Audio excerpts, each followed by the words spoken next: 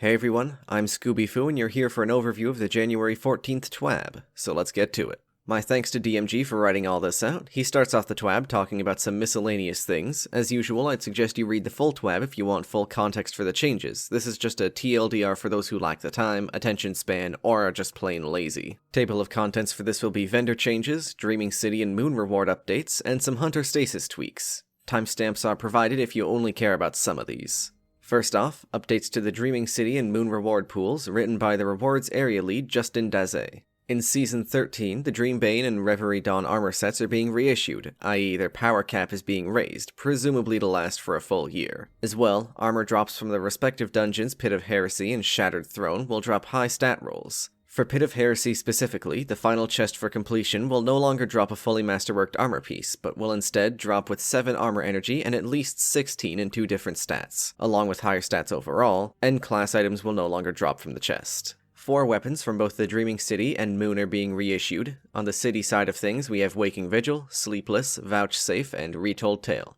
All of these will roll with a different perk pool if acquired through Shattered Throne, whether that means the possibility of things like Reconstruction being in their pools or if it'll be entirely new perks, I'm not sure. On the lunar side of things, we have Heretic, Blasphemer, Apostate, and Premonition, the last of which dropping from Pit only. Same as the Dreaming City weapons, these will have different perk pools if dropped from the respective dungeon. And finally for this section, all the Moon Lost sectors will be added to the Legend and Master Lost sector rotation.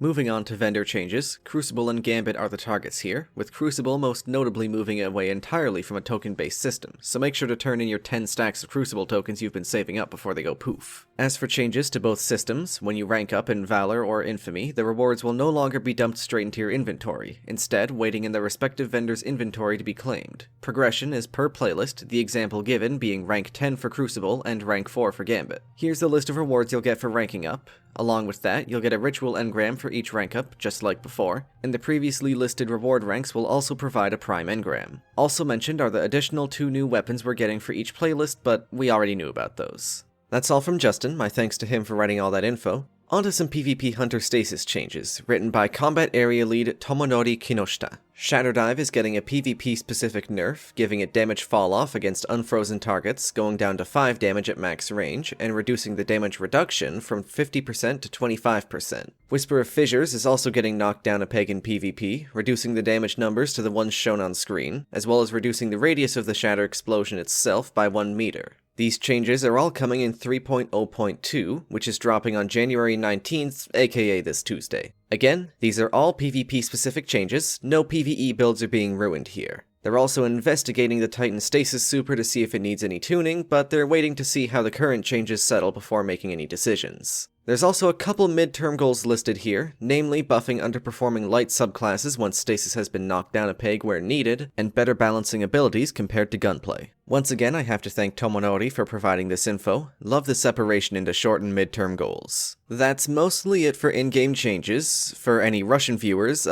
hello. You have a new community manager in Ivan Yanyushkin. If you wish to read his full introduction, there's a link to the TWaB in the description. Bug fixes are coming aplenty with 3.0.2. Here's a list Bungie's given of some of the things expected to be fixed with this update. Ones I find notable are Unrelenting working again, fixing permanent shelter from the storm in DSC, guard and flawless completions not counting, and Taken Scions no longer making copies of themselves like rabbits. A list of known issues is next in the TWaB. There's a lot of them. Other than Movie and Artist of the Week, that is it for the TWaB. Good changes all around. Make sure to like and sub if you enjoyed the TWaB overview, but for now, I'm Scooby-Foo, and I will see you all in the next one.